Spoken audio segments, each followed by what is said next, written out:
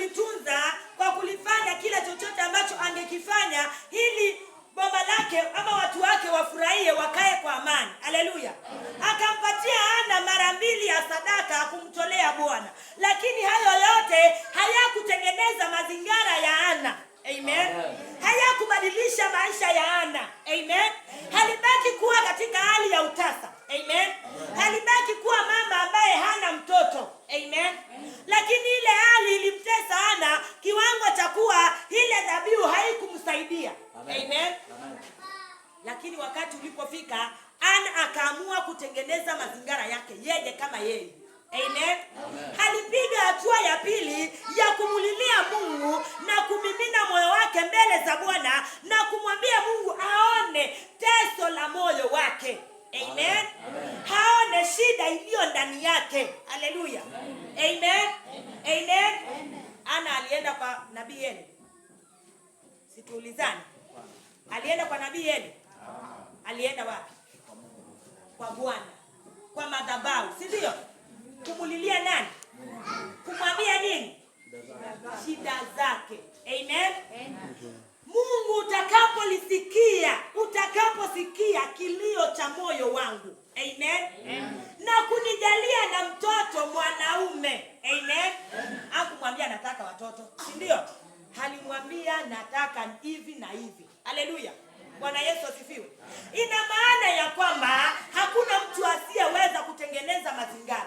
Kuna nafasi ya mwanamke kutengeneza mazingira, kuna nafasi ya mwanaume kutengeneza. Elikana alisimama katika nafasi yake. Naye Hana alipoona nafasi yake imekosa mtu, naye alichukua jukumu la kusimama kama yeye na kutengeneza mazingira. Amen. Bwana Yesu asifiwe. Haleluya. Shida zingine si za kwenda kwa manabii.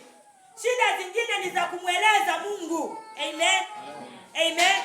Niite nami nitaitika. Haleluya. Niite nami nitaitika. Haleluya.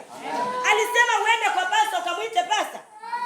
Hakusema hivyo. Alisema niite na mimi nitaitika. Haleluya. Ya kwamba mateso yako unayoyapitia umuite yeye, hataitika. Haleluya. Shida ulio nayo umuite yeye, hataitika. Amen. Hana alimuita na akaitika na akamjibu. Amen. Haleluya. Juzi tukahubiriwa juu ya nini? Utukufu. Amen. Lakini kama utukufu uko ndani yako, utaita, uite na kushukuru. Haleluya. Mpaka utengeneze utakatifu ndani yako. Uwe na utakatifu ndani yako, ili utakapomwita afanye nini? Aitike. Amen. Mungu haitwi na wenye dhambi. Haleluya. Hasikii kilio cha wenye dhambi. Haleluya. Hasikii kilio cha watu wachafu. Haleluya. Hawezi kutengeneza mazingira ya mtu mwovu. Injili imeanza kubadilika. Haleluya. Haleluya. Haleluya. Hawezi kutengeneza mazingira ya mtu mwovu. Amen. Hawezi kutengeneza mazingira ya mtu mchafu. Haleluya. Utakatifu ni lazima kwa Mungu. Amen. Mazingira yatengenezwe ukiwa mtakatifu. Haleluya. Bwana Yesu asifiwe. Si umetoka kuzini halafu uenda kutengeneza mazingira na Mungu. Inawezekana hiyo?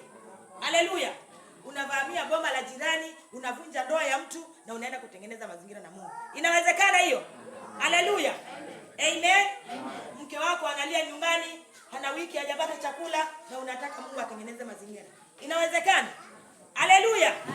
Kina mama ukianza kuvaa na baika kuanzia Jumatatu ni mpaka Jumapili, alafu unaomba Mungu atengeneze mazingira. Tuko pamoja kweli? Imeanza kuharibu